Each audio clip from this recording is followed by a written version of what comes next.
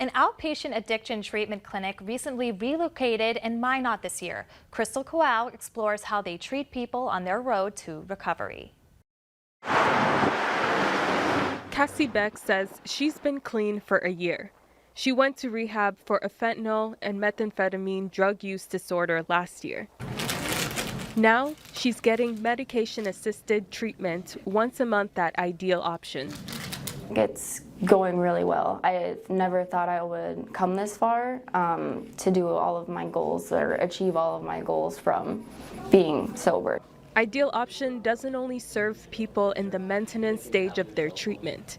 Missy Tillman, Community Outreach Coordinator, says they serve patients without judgment. Our patients can literally come in the day they decide that they want to get treatment. People say it takes a village. Kichiwa Inene says his support network helped him gain sobriety 20 years ago. And I sponsor the people when they ask me questions, and I just suggest go to meetings and become honest.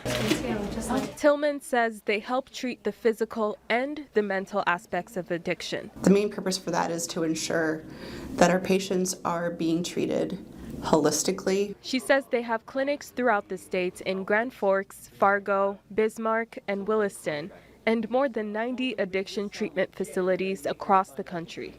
In Minot, I'm Crystal Coal reporting for your news leader. Ideal Option also provides treatment for alcohol, cannabis, cocaine, and similar substances.